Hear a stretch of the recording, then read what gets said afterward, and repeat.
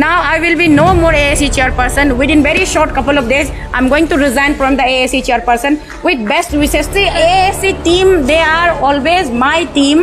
I have a good faith on them. I have a well wish for them.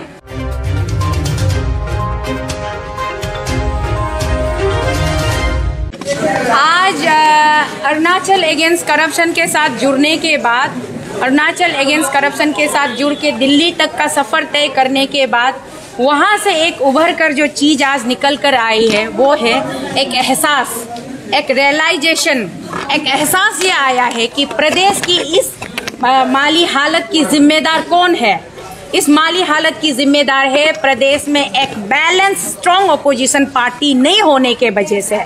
जो भी government यहाँ form करता है, हर एक अपोजिशन पार्टी, चाहे वो कोई भी पार्टी हो, गवर्नमेंट के दाएं बाएं राइट लेफ्ट घूमते रहता है। तो मुझे ये एहसास हुआ कि स्टेट नीड से strong opposition, alternate opposition party चाहिए जो अपने पीपल्स के वेलफेयर के लिए स्टैंड कर सके, अपनी जनता की सुरक्षा के लिए वो आवाज उठा सके और गवर्नमेंट को कोई भी चीज तानाशाही तरीके से नहीं करने के लिए, रोकने के लिए एक बैलेंस कर सके। दैट इज द रीजन आज जीएसपी का जन्म हुआ है अरुणाचल प्रदेश में। और इस जीएसपी को कोई भी हल्के में मत लीजिएगा।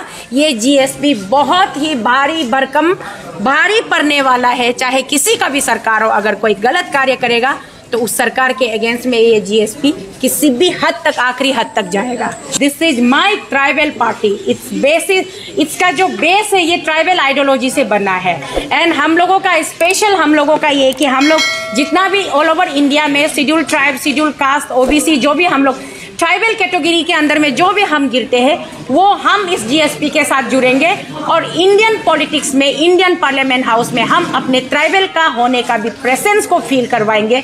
इसी कंसेप्ट के साथ में ये जीएसपी बना है और इसीलिए मैं जीएसपी में जुड़ी हूँ। मैम एक सवाल है, जो जैसे आप लोग का जो एएसी टीम था वो हमेशा बोलता था कि वो लोग पॉलिटिकल नहीं होगा, पॉलिटिसाइज नहीं होगा, बट आज आप पूरा का पूरा पॉलिटिसाइज हो चुका है। तो आज आपका जो आपका कहने का मतलब क्या है? इतना लंबा मैंने 4 घंटा भाषण दिया, आपने नहीं सुना? मैं पॉलिटिसाइज कभी भी नहीं थी।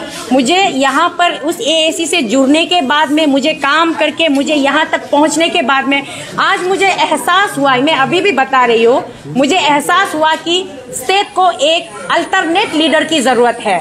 अल्टरनेट लीडर की ज़रूरत है। तो वो अल्टरनेट लीडर कौन बन सकता है? वो स्टेट का पब्लिक खुद बन सकता है। अगर पब्लिक को अवेयरनेस दिया जाए तो जो आप एएसी का मतलब क्या था? Arunachal against corruption. Arunachal against corruption का मतलब करप्शन को बर्दाश्त नहीं करेंगे।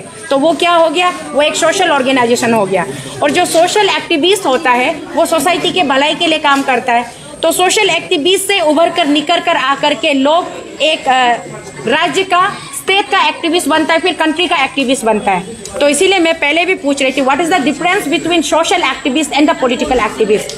क्या पॉलिटिकल एक्टिविस्ट का मतलब ये है कि आप पार्टी टिकट लो, बेचो बाचो, दल्लागिरी करो, उसको पॉलिटिकल एक्टिविस्ट कहा जाता है? No my dear, political activist itself is a social activist. So they should not be confused that ki what is social activist and what is political activist. Ma'am, is the AAC team supporting you in this? Why not? AAC team, they are always my team. I have a good faith on them. I have a well wish for them. But let me tell you one thing clearly. After I joining as a GSP president, now I will be no more AAC chairperson. Within very short couple of days, I'm going to resign from the AAC chairperson. With best wishes to the my. मैं अपनी जनता को विनम्र पूर्वक में यही निवेदन करना चाहूँगी कि मेरे प्यारे जनता, अब वो दिन नहीं रहा कि आप बर्दाश्त करते रहो और जुल्मो सितम दाने वाले जुल्मो सितम दाते रहे। अब समय आ गया है कि आप अपनी हक के लिए आवाज उठाएं, अपने लिए फाइट बैक करें और सच्चाई को पहचाने। बंद करें ये लोगों की चापलूसी करना, चुगलखोरी में फंसना, लोगों के बीच में नेपोटिज्म में गिरना, फेवरेटिज्म में गिरना।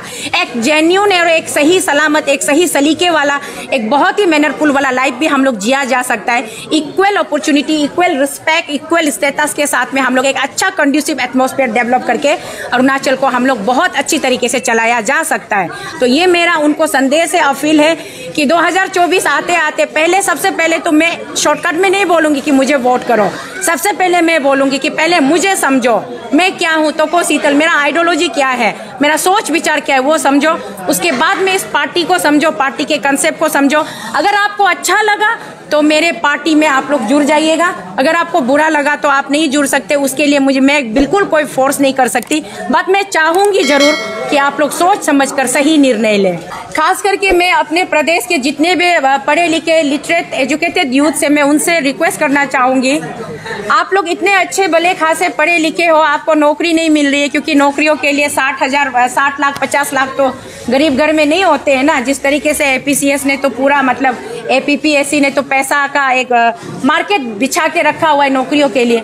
तो जो यूथ फ्रस्ट्रेटेड है नौकरी नहीं मिलने के वजह से, बार बार रिटर्न में क्वालिफाइड होने के बाद भी वाइवा में वो इधर उधर मिसप्लेस हो जाता है बोल के डिप्रेस है, फ्रस्ट्रेटेड है, उन यूथ से, पढ़े लिखे यूथ से मैं अनुग्रह करना चाहूँगी कि प्लीज़ आप लोग फ्रंट लाइन में आइए। आप लोग इसलिए नहीं पढ़े लिखे कि आप सिर्फ सरकारी मुलाजिम बनो। सरकारी मुलाजिम बनने से अच्छा खुद सरकार बनाकर चला के देखो, अपने लोगों को रूल करके देखो, अपने लोगों के हित के लिए काम करके देखो। एक्टिव पॉलिटिक्स में पढ़े लिखे यूथ को आगे आना चाहिए, ये मेरा सोच है और मैं चाहूँगी कि ऐसा ही हो।